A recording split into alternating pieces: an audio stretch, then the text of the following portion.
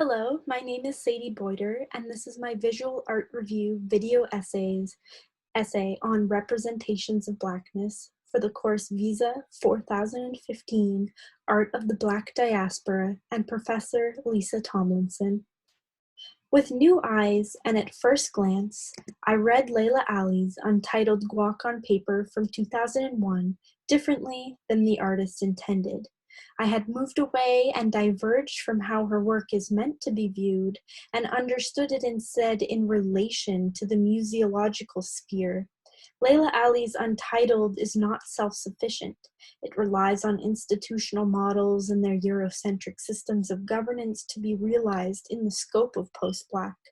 It has no visual ties or connection to tradition, race, identity, politics, movement, canon, beyond its didactic description, curator, catalog, and the works displayed in relation to.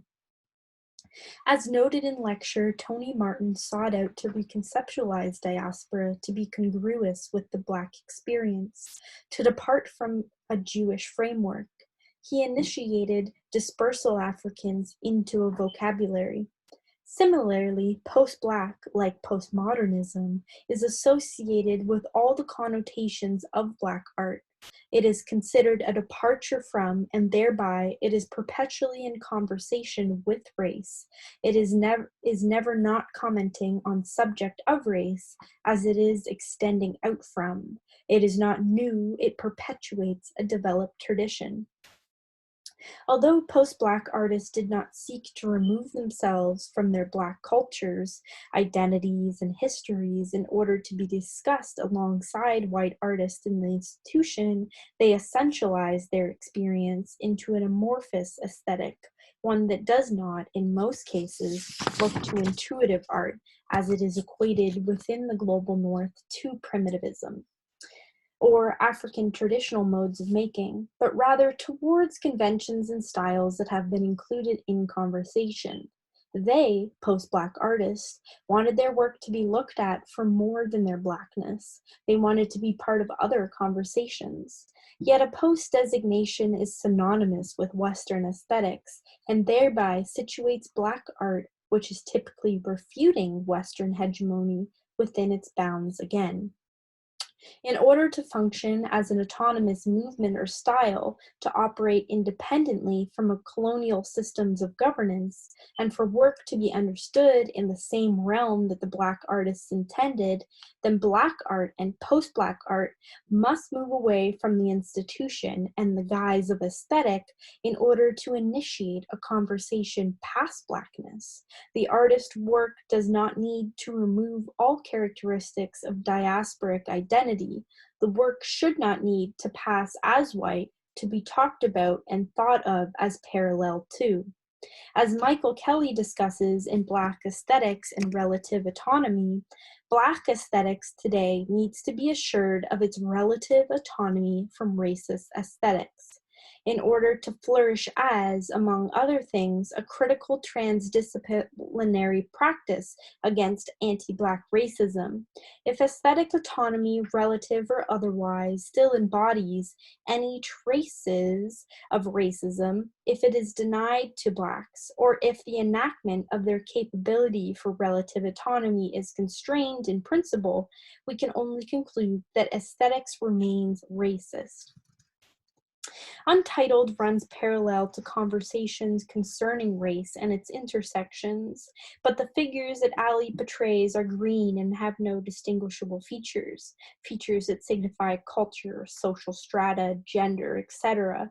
Untitled is one of 80 paintings in the Greenhead series from 1996 to 2005 that was immortalized by curator Thelma Golden's freestyle exhibit catalog at the Studio Museum in Harlem. The freestyle exhibit from 2001 was a body of post-Black art, or rather was an attempt to mobilize a post-Black tendency. Post-Black does or did not seek to homogenize Black identities, to isolate itself from African or African diasporic experience, nor did it aim to move past and ignore movements and efforts that ushered in Black mobility. Its post-Black art's objective was to transcend Eurocentric modes of seeing, thinking, and talking about Black art, and to be understood within its own contextual and historical framework in relation to itself and not as a product of Western aesthetics. As noted by Michael Kelly, since the Metal Passage, Black artists have initiated their own aesthetics by relying on a ruin or fragment, for example, a drum, that embodied both their connection and disconnection to Africa. Black art after the diaspora is connected and disconnected to Africa, but that doesn't necessarily equate to a connection to a Western aesthetic as a result of a disconnect from Africa. Black art can be in contention with both or either, or if it exists outside of the continent. The works within the bounds of Ali's Greenhead series are untitled, and are thereby unassociated with any sensibility or propensity.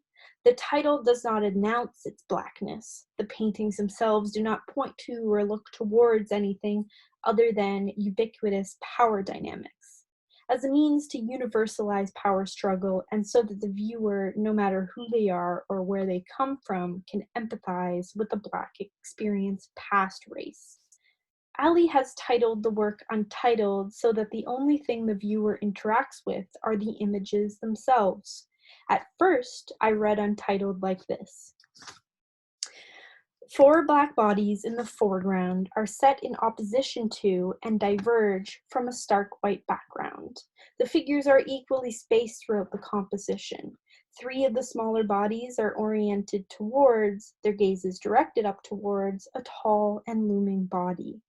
The first figure on the right has a darker complexion and in a gradient leftwards and chronologically from the youngest to the oldest on the left, the bodies become whiter or begin to blend with a contrasting white background.